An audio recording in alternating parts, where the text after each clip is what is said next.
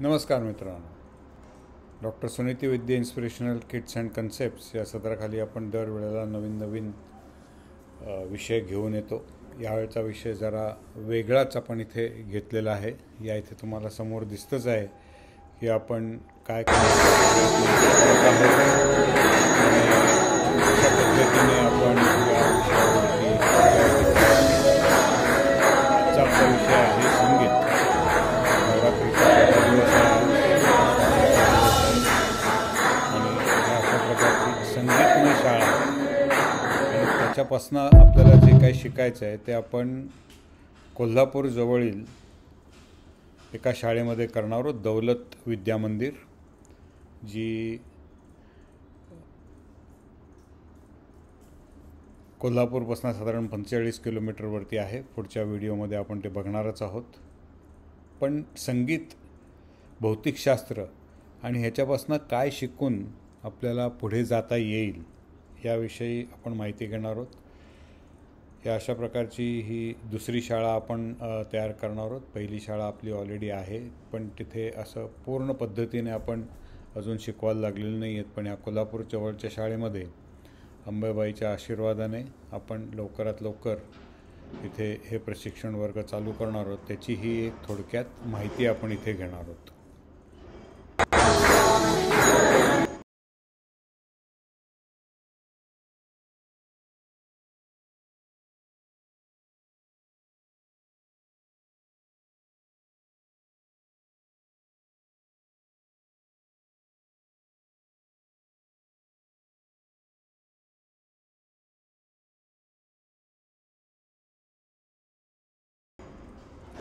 संगीत, म्युझिक सगळ्यांचा आवडीचा विषय आहे. खेडोपाड्यातनं, शहरातनं, मग अगदी प्रगत राज्य असू दे किंवा अगदी गरीब खेडं असू दे, संगीत हा एक आपल्या सर्वांशी जुळलेला, सार्वत्रिक पसरलेला, सगळ्यांच्या भावना, कल्पना यांचं शांततेने आयोजन करून जेव्हा सूर, सुसंवाद, ताल आणि लय यांची संगती आपण करतो आणि तशीच आपल्या जीवनामध्ये जर आपण ती आणली तर किती आपलं सुंदर आयुष्य होतं याची आपल्याला कल्पना आहेच. आपल्याला आता बघायचं आहे की आवाज हा सर्वात प्रथम माणसाने शोधायचा प्रयत्न केला की काय आहे, ध्वनी कसा तयार होतो, आपल्या कानामध्ये कसा जातो तो. आणि मग जे काही निसर्गामध्ये पक्षी आहेत किलबिलाट करतात किंवा बाकीचे जे काही ओढे, नाले, पाणी खळखळाट करतं, दगड एकमेकावरती घासून आपण त्यातनं आवाज करू शकतो, लाकडाच्या काठ्या एकमेकावरती झाडाच्या आपटून त्यातनं आवाज निर्माण होतात. प्रत्येक धातूमधनं, प्रत्येक मटेरियलमधनं त्याची वेगवेगळी निर्मिती होत असते आणि त्याचा वापर करून त्याचं भौतिकशास्त्राचं ज्ञान मिळवून हा जो ध्वनी आहे त्या ध्वनीला इथे जसं आपण बघतोय त्या पद्धतीने आपण त्याचे आकुंचन, प्रसारण, त्याची फ्रिक्वेन्सी, त्याचे ॲम्प्लिट्यूड हे जे आपल्या साईन वेव्हमध्ये आपण बघतो, तर तशा पद्धतीने त्याची मांडणी, आखणी केल्यानंतर आपल्याला हा आवाज आणि त्याची जी वेव्हलेंथ फ्रिक्वेन्सी किंवा त्याची वारंवारता किंवा त्याचा वेग किंवा ध्वनी मापक करण्यासाठी जे काही तापमान लागतं किंवा त्याला लागणाऱ्या ज्या काही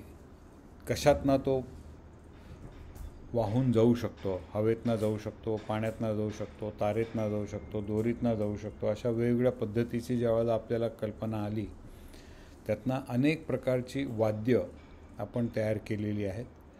आणि त्याचबरोबर आपण स्वतःही छान आपल्या घशाचा आवाज कमवून शिक्षण घेऊन त्याच्यावरती आपण चांगल्या पद्धतीने नियोजन करत असतो.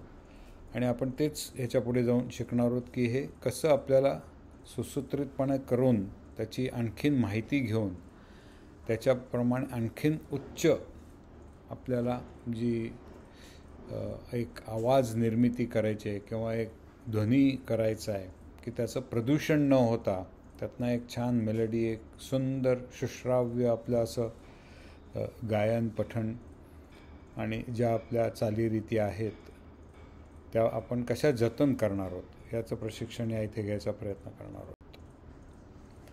आता ध्वनी आणि संगीतामधला फरक इथे तुम्ही जर बघाल तर या इथे जशी आपण बघतोय की जेव्हा आपण कुठलीही गोष्ट, आता मी जे बोलतोय तर ते बोलणं जे आहे ते या अशा प्रकारच्या वेव्जमध्ये, ज्या आज आपण वेव्ज, टी व्ही आपल्याकडे सिग्नल येतो आहे किंवा मोबाईलचा सिग्नल येतो आहे, तो अशा प्रकारच्या वेव्जमधनं येतो आहे. आपला विद्युत करंट जो आहे तो सुद्धा अशा प्रकारच्या वेव्जमधनंच आपल्यापर्यंत येत असतो. आणि त्याच्यामधला जो एक संघटितपणा जो आहे किंवा त्याच्यामधला जो एक विशिष्ट फॉर्म तयार करायचा आहे, त्याच्यावरती लय तयार करायची आहे, तर ती आपण किती चांगल्या पद्धतीने करू शकू वेगवेगळी वाद्य वापरून, आणखीन तोंडाने गाणं म्हणून, आणि त्याच्यामधनं हे संगीत तयार होणार आहे. यांचा सुंदर मिलाप ज्यावेळेला आपण घडवून आणणार आहोत, जसं एक सुंदर ऑर्केस्ट्रामध्ये अनेक वाद्य असतात. नॉर्मली आपण तबला पेटी या 2 वाद्यांवरतीच करायचो, पण आता कुठलाही ऑर्केस्ट्रा तुम्ही जर बघाल तर एक 10-12 कमीत कमी त्याच्यामध्ये इन्स्ट्रुमेंट्स, वाद्य आणून त्याचा वापर केला जातो. त्यांचं एक चांगलं नियोजन केलं जातं. आपल्याकडे मिक्सर्स असतात की प्रत्येकाला जो माईक दिलेला असतो त्याची इंटेन्सिटी, त्याचा व्हॉल्यूम किती यायला पाहिजे आपल्या ह्याच्यामध्ये, आणि त्यांची एक सांगड चांगली घातली जाते. ज्यावेळेला एखादा गायक गाणं म्हणतो तेव्हा त्याचा आवाज किती असला पाहिजे, मागचं बॅकग्राऊंड म्युझिक किती असायला पाहिजे, यांची एक सांगड घातली जाते. आणि असं करून विविध पद्धतीने याच्यामध्ये आपण खूप टेक्नॉलॉजी आणलेली आहे आता. आणि ही टेक्नॉलॉजी कशी आणली आणि ती आणि आपली पूर्वज जी वाद्य आहेत यांचं एक चांगल्या प्रकारचं मिश्रण करून त्यातनं काही सुसूत्रता आपण घडवून आणू शकतो का, आणि नवीन काही त्याच्यामधनं आपण टेक्नॉलॉजी डेव्हलप करू शकतो का. मला हा विषय मुद्दामून घ्यावासा वाटला, कारण आज आपल्याकडे ज्या चालीरीती आहेत की त्याच्यामध्ये बऱ्याच वेळेला आपण ओव्या आहेत, आपली भारुडं आहेत, आपल्याकडे कीर्तन, प्रवचन, पोवाडा, कितीतरी पद्धतीने आपण या संगीताबरोबर त्याची एक आराधना करत असतो. आणि ते करण्यासाठी खूप खूप प्रकारची वाद्य आपण तयार केलेली आहेत. पण हे सगळं हळूहळू बंद होऊन आपण आता इलेक्ट्रॉनिक जमान्यामध्ये गेल्यामुळे ही सगळी वाद्य आता इलेक्ट्रॉनिकली आपण तयार करतो आहे. कारण आपल्याला हे जे ज्ञान जे आहे की प्रत्येक वाद्यातनं निघणारा त्याचा जो ध्वनी आहे किंवा त्याच्यावरनं जी होणारी जो वेव जी आहे, त्याची जी तरलता जी आहे ती कशी काय आपण आणलेली आहे, ती आणून त्यांची मालिका आणि हे इलेक्ट्रॉनिकली कसं आपण ॲडजस्ट करू शकतो, वर खाली किंवा याची लांबी रुंदी वाढवणं आणि 2-3 प्रकारे कसं मिक्स करू शकतो, ह्याच्यावरती जास्त आपण भर दिला जातो आहे. आणि ते सहज सोपं झाल्यामुळे खूप मोठ्या प्रमाणात वापरलं जात आहे. संवादिनी, हार्मोनियम, पेटी हे जे आपण म्हणतो त्याच्याऐवजी आता सर्रास आपण कीबोर्ड बघतो, आणि त्या कीबोर्डमध्ये ह्या पेटी संवादिनीपेक्षा बऱ्याच प्रकारचे आवाज आपण काढू शकतो, ध्वनी काढू शकतो, संगीत करू शकतो त्याच्यामधनं. आणि ते इतकं सोपं आहे आपल्याला वाजवायला, रेकॉर्ड करायला, ते कायमचं ठेवायला. तर अशा पद्धतीमुळे ह्याच्यावरती जास्त भर द्यायचा आणि लहान मुलांमध्ये आत्तापासून त्याच्यामध्ये संगीत शिकता शिकता त्यांच्यातलं कविमन, त्यांच्यातलं एक संघटनात्मक जे आपण कार्य करू शकतो ते करायचं. अशा हिशोबाने आपण हा एक संगीतमय प्रवास किंवा संगीतमय शिक्षण घ्यायचा प्रयत्न करतो आहे. आता आवाज तुम्ही म्हटलात तर हा जो खालती जो आहे हा आवाज आहे तो इर्रेग्युलर आहे. पण तेच जर आपण संगीत म्हटलं त्याचं तर एक त्याला ताल लय इथे दिसते तुम्हाला. हे सगळे जे वर खाली होत आहे ते एका विशिष्ट पद्धतीने होत आहे. इथे त्याला काही रिपीटेबिलिटी नाही आहे किंवा फॉर्म नाही आहे, आणि त्यामुळे तो आपल्याला ते ध्वनी आवाज तो जो आहे तो आपल्याला एक नॉईज, हे प्रदूषण वाटतं आहे ते. पण तेच जर आपण एका चांगल्या पद्धतीने पेश केलं आणि त्याच्यामध्ये एक लय साधली, मग त्याच्यामध्ये वेगवेगळे राग आहेत, वेगवेगळ्या प्रकारच्या म्युझिकच्या नोट्स आहेत, त्या जर त्याच्यामध्ये आणल्या तर आपल्याला एक जी छान मेलडी त्याच्यामध्ये बघायला मिळते. तर ती कशी आणायची, आणि शाळेच्या सेटिंगमध्ये, शाळेच्या अभ्यासक्रमात जे भौतिकशास्त्र आपण शिकतो त्याच्याशी हे कसं निगडीत करायचं, आणि त्याप्रमाणे आपली वाद्य आपणच कशी मेंटेन करायची किंवा त्याच्यामध्ये इम्प्रूव्हमेंट करायची, नवीन नवीन धातू, नवीन नवीन ट्यून्स, नवीन नवीन आपल्याला कसा आणता येईल ह्याच्यावरती रिसर्च करायचं, संशोधन करायचं, हा याच्यामधला आपला उद्देश आहे. आपण बघतो की संगीत शिकताना सारेगम पध नि सा ह्या आपल्या ज्या 7 सूर जे आपण म्हणतो ते आहेतच, आणि त्याचंच वेगवेगळ्या प्रकर्षाने ते जेव्हा आपण वाजवतो किंवा ह्या वाद्यांचा वापर करतो, पेटीवरती फक्त 7 सूर नसतात, ते 2-3 टप्प्यात घेतलेले असतात. काही वेळेला हे 7 सूरच येतात पण ते जास्त तीव्र होतात, काही वेळेला ते मध्यम असतात, काही वेळेला ते सौम्य असतात. पण ह्यांचं विशिष्ट मिश्रण आणि गायक जर असेल तर त्या गायकाची गाण्याची पद्धत, त्याचा स्वतःचा आवाज, त्याच्याशी ते कसं काय आपण सुसूत्रपणे त्याच्या शैलीमध्ये कसं आणता येईल हे आणण्याचा आपण प्रयत्न करत असतो. आणि ह्यासाठी हे भौतिकशास्त्राचा अभ्यास जर आपण केला तर आपल्याला हे ट्युनिंग आणि त्याच्यामधनं तयार होणारं जे कंपोज करणार आहोत आपण, जी गाण्याची वाद्य वेगवेगळी आपण त्याच्यामध्ये आणणार आहोत, त्यांचं सुसूत्रीपणा कसा आणता येईल याच्यावरती भर दिला जातो. आता भौतिकशास्त्राचा संबंध बघा तुम्ही, ते मगाशी आपण त्या ज्या वेव्ज बघितल्या, ज्या लहरी होत्या, त्या लहरी आता इथे ही जी लहर आहे ही सगळ्यात मोठी लांबच्या लांब आहे. ही जी लहर आहे ह्याच्या अर्धी केलेली आहे, ह्याच्यात तिप्पट 3 भाग केलेले आहेत, त्याच्यामध्ये ते 4 भाग केलेले आहेत, आणि प्रत्येक वेळेला ती नोड अँटीनोड असं करत ती लहर आपण त्यांचं वेगवेगळं मिश्रण केलेलं आहे.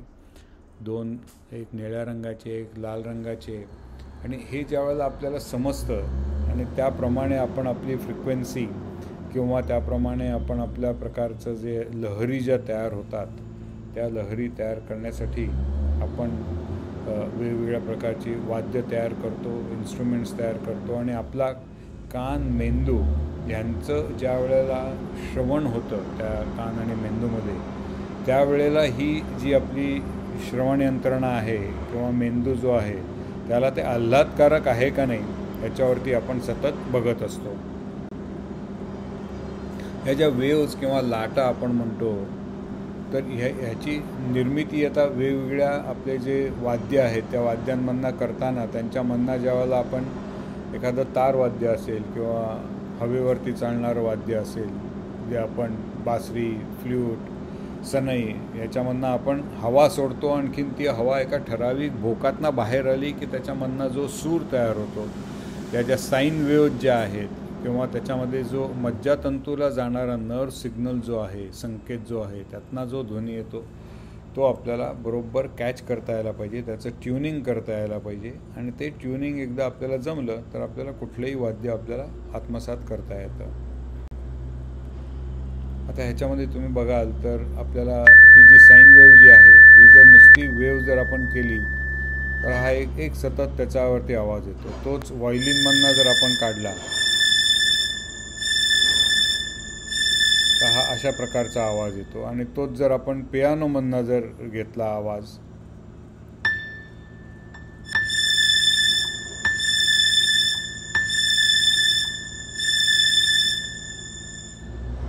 तर तो पियानोमधनं असा आवाज येतो. म्हणजे तेच वाद्य पण वेगवेगळ्या पद्धतीने त्याच्या ज्या वेव्ह फॉर्म जो आहे, या लहरींचा जो फॉर्म आहे तो आपण अल्टर करतो, आणि त्याच्याप्रमाणे आपल्याला एक छान प्रकारचा आवाज ऐकायला येतो, आणि तो ज्या पद्धतीने आपण चेंज करू त्या पद्धतीने आपल्याला त्याच्यामध्ये आणखीन चांगलं बघता येईल. आता भौतिकशास्त्राने याच्यातलं हे काय आहे की संगीत गुणांचं स्पष्टीकरण कसे देता येते आपल्याला, तर जे पिच आहे की ज्याच्यावरती आपण आपली फ्रिक्वेन्सी किंवा ध्वनीच्या तरंगांची जी वारंवारता जी आहे ती ठरवली जाते, किंवा एखाद्या उपकरणात तयार केलेल्या ओव्हरटोनचं अद्वितीय संयोजन करताना त्याच्यामध्ये जे जे भौतिकशास्त्राची मदत घ्यावी लागते ती कशी घ्यायची, किंवा त्याच्यातली विसंगती कशी आपण ओळखायची आणि ती मुद्दामून त्याच्यामध्ये आणायची, आणि मग हार्मोनिक्स हे असे भौतिकशास्त्राचे नियम पाळून आपण याच्यावरती जास्तीत जास्त उदाहरणं प्रॅक्टिकली ज्यावेळेला करू त्यावेळेला एका PVCच्या पाईपमध्ये आपण वेगवेगळे डायमीटर, वेगवेगळी लांबी, वेगवेगळ्या ठिकाणी ती भोकं पाडून त्या जिथे जिथे नोड्स येतात त्या नोड्सचा वापर कसा करायचा, आणखीन त्या हवेचं तिकडनं नियोजन केल्यामुळे त्या नोट्स कशा पुढे मागे करता येऊन त्यांची त्या लहरीची जी आपली फ्रिक्वेन्सी आहे ती चेंज करायची किंवा ॲम्प्लिट्यूड चेंज करायची आणि त्यातनं वेगळा, तीव्र, सौम्य, मध्यम आणि वेगवेगळे आवाज काढायचे, हे यातलं भौतिकशास्त्र आहे.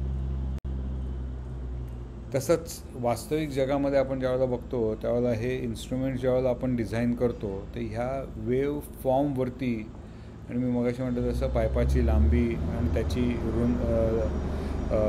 व्यास आणि त्यातली किती अंतरावरती कशी भोकं पाडायची याच्यावरनं आपल्याला ठरवता येतं. त्यामुळे भौतिकशास्त्राचा अभ्यास हे आपल्याला छान प्रकारे करायचा आहे. आणि हे केल्यानंतर तुमच्या लक्षात येईल की शाळेमध्ये ज्यावेळेला आपण सायन्स हा विषय शिकतो त्यावेळेला आपलं लक्ष नसतं आणि आपण तिकडे जास्त कॉन्सन्ट्रेट करत नाही, फक्त परीक्षेच्या दृष्टीनेच बघतो. त्याच्याऐवजी ह्या अशा पद्धतीने जर आपण बघायला शिकलो तर आपल्याला मजा पण येईल, चांगलं समजेल पण, आणि परीक्षेमध्ये मार्कही चांगले मिळतील. आता हे बघा, हे खूप कॅल्क्युलेशन्स आहे त्याच्यामध्ये. एक साधी बासरी जर घेतली, इकडनं आपण हवा त्या बासरीमध्ये सोडतो, त्यानंतर तिथे एक मोठा त्याच्यामध्ये डायमीटर केलेला असतो आणि त्यातनं हळूच ती हवा घेऊन आपण ह्या पुढच्या पाईपमध्ये किंवा आपल्या बांबूमध्ये सोडतो आणि त्या सोडलेल्या हवेचा काही ठराविक ठिकाणी भोकं पाडलेली असतात आणि त्या भोकांमध्ये आपण हवा ती बाहेर काढतो.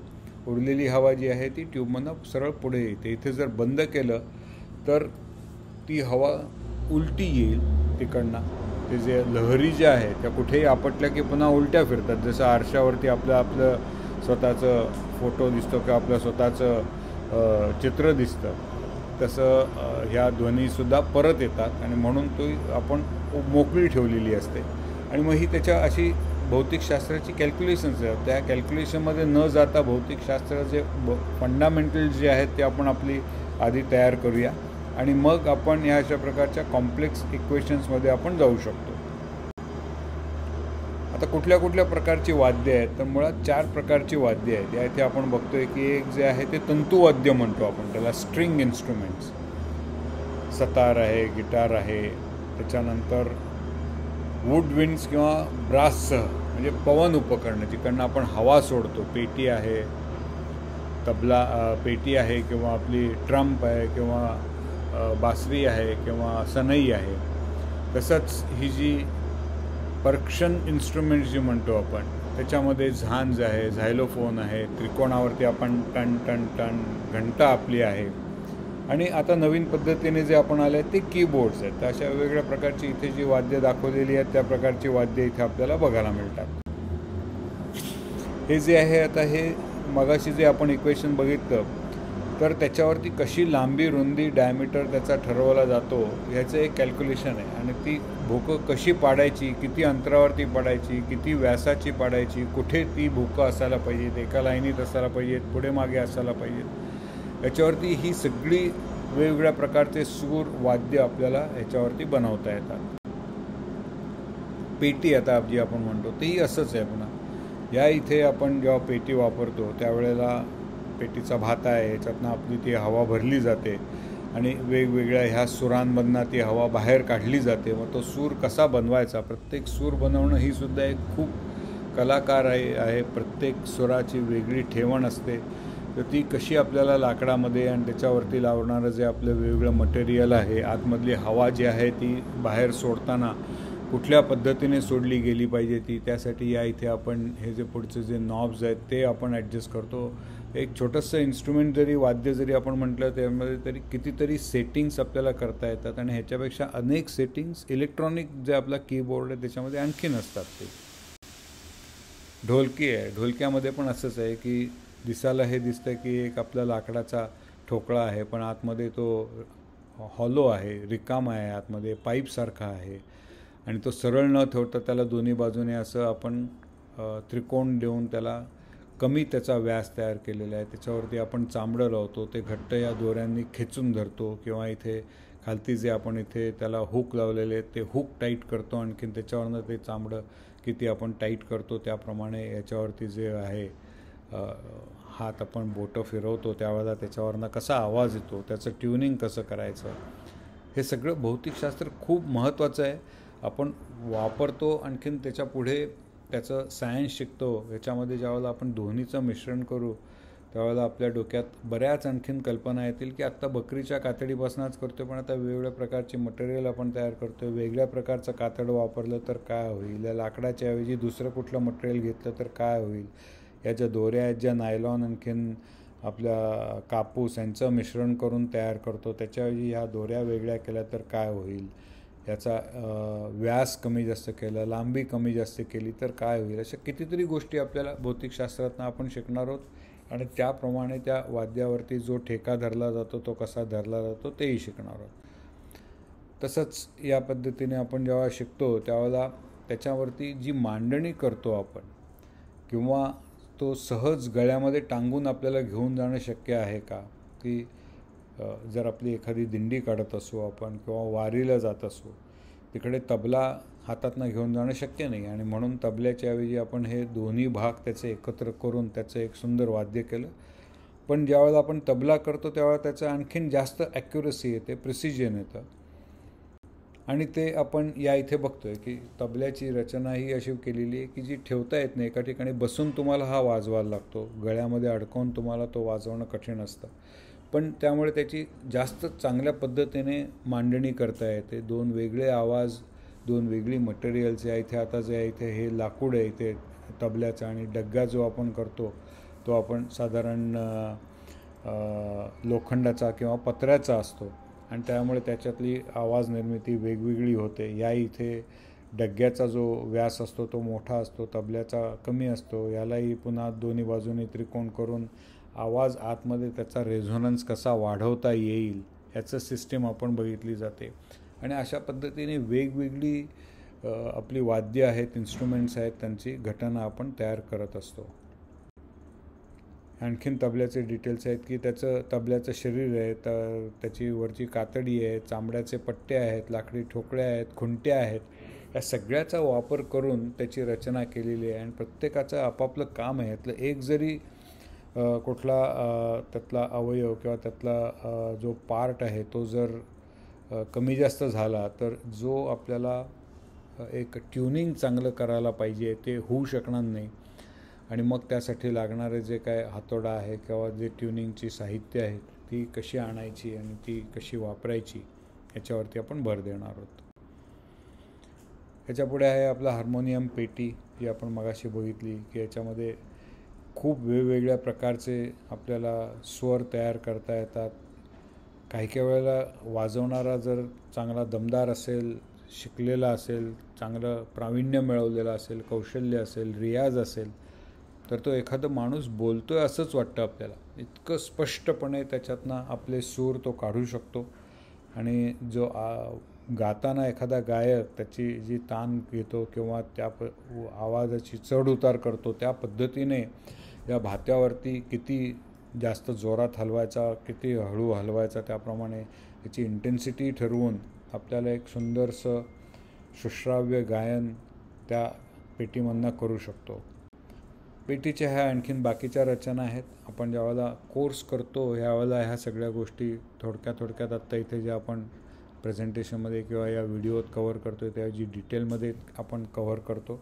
आणि चांगले म्युझिक टीचरही आपल्याबरोबर असतात. त्याच्यातले भौतिकशास्त्र जे जाणतात ते आपण त्यांच्या मदत घेतो आणि त्यांच्याकडनं आणखीन ते जास्त चांगल्या पद्धतीने समजावून घेतो. आणि सर्व पद्धतीने मुलांना जेवढं आपल्याला मदत करता येईल ते इन्स्ट्रुमेंट, ते वाद्य चांगल्या पद्धतीने समजण्यासाठी आणि त्याचा देखभाल करण्यासाठी कशा पद्धतीने करता येईल याच्यावरती आपला भर दिला जातो. शेवटी आपल्याला जे आहे ते आधुनिक आपली जे तंत्रज्ञान आहे ज्याच्यामध्ये आपण कीबोर्ड वापरतो, आणि ह्या कीबोर्डमध्ये जवळजवळ सगळ्या प्रकारचे आवाज, आज तबल्यालासुद्धा तबल्याचा जो आपला नेहमीचा जो साचा आहे त्याच्याऐवजी ड्रमबोर्ड आपण वापरला जातो, त्याच्यावरती आपण करतो. आणि एकाच इन्स्ट्रुमेंटमधनं असंख्य प्रकारचे आवाज आपण काढू शकतो. टाळ, झांज किंवा ट्रायंगल, त्रिकोण जो आपला आहे, किंवा बाकीची घंटा आहे, हे सगळी या अशा प्रकारच्या इलेक्ट्रॉनिक ह्याच्यामधनं एकाच ह्याच्यातनं बरेच आवाज काढायची कॅपॅबिलिटी आहे. पण ते आवाज जेवढी आपली ओरिजिनल जी आपली वाद्य आहेत त्यांच्यासारखी किती म्हटले तरी होत नाहीत. पण ते इम्प्रूव्ह करण्यासाठी चांगल्या चांगल्या पद्धतीचे आपण आता स्पीकर्स बनवतो आहे, चांगल्या चांगल्या पद्धतीचे इलेक्ट्रॉनिक सर्किट्स बनवतो आहे. आणि ह्या प्रत्येकाचं त्यावेळेला आपल्याला ज्ञान होतं की तो स्पीकर कसा बनवला आहे. की आपण ज्यावेळेला गायक गातो त्यावेळेला तो जवळच्या 10, 15, 20 लोकांपर्यंत त्याचं गाणं चांगलं ऐकायला जातं, तबलापेटी चांगली ऐकायला येते. पण मोठ्या एखाद्या समारंभ असेल, एखादं आपलं काही लग्न किंवा काही कार्य असेल आणि तिथे जर आपल्याला आपला आवाज शेवटपर्यंत लोकांपर्यंत पोचायला हवा असेल, आपण एखाद्या थिएटरमध्ये नाट्यगृहात बसलेलो असो, तिकडे आपल्याला काही बोलायचं असेल तर आपल्याला माईक सिस्टीम लागते आणि तीही तेवढीच चांगली आपल्याला ठेवायला लागते. तर ती जर असेल तर त्यासाठी स्पीकर आणि माईक ह्या 2 गोष्टी फार जवळच्या आहेत आणि जरुरीच्या आहेत. आणि नंतर मग अशी मी म्हटलं तसं त्या पद्धतीने मिक्सर. तर हा एक पियानोसुद्धा आपण स्वतः तयार करून बघू शकतो. आपल्याकडे किट्स आहेत की ज्याच्यामध्ये आपण हा जो पियानो आहे आपण स्वतः तयार करतो. त्याच्यामध्ये स्पीकर लावतो, ऑर्डिनोसारखी कम्प्युटराईज सिस्टीम त्याच्यामध्ये आपण घेतो. हे सगळ्या कीबोर्ड्स आहेत, ती सगळी आपली प्रेस बटन्स आहेत ती लावतो. इथे सारे गम पद नि सा आहे आणि इलेक्ट्रॉनिक सर्किट केलं आहे, इथे बाजूला दाखवलं आहे तसं ते करून हा जो स्पीकर इथे दाखवला आहे त्याचे डिटेल्स आहेत. याच्यावरनं आपल्याला जास्त आणखीन त्या टेक्नॉलॉजीची समज येते. थोडक्यात काय की आपलं जग बदलतं आहे, आपण वेगवेगळ्या मार्गाने टेक्नॉलॉजी डेव्हलप करतो आहे, त्याची उपयोग करतो आहे. पण हे करताना आज जर कीबोर्ड बघाल तर तो मॅक्झिमम कीबोर्ड जपानमधनं येतात. त्याची थोडीशी खंत आपल्याला वाटली पाहिजे की आपल्याकडे आपण पेटी वापरतो, वाद्य आपल्याला बनवायची कल्पना होती, पण त्यांचं भौतिकशास्त्र नीट जाणून घेतलं नाही, इलेक्ट्रॉनिक्स नीट शिकलं नाही आणि त्याच्यामुळे आपण आज हे सगळे जे आपले कीबोर्ड्स आहेत ते बाहेरनं आयात करावे लागत आहेत. तर म्हणून आपल्याकडे आपणच प्रयत्न करायला पाहिजे की आपण ह्यातनं कसं शिकायचं, आपलं संगीत आपण कसं जतन करायचं, आणखीन त्याच्यासाठी लागणारी टेक्नॉलॉजीची जोड कशी द्यायची आणि त्यासाठी आपण हा एक उपक्रम नवीन तयार करत आहोत.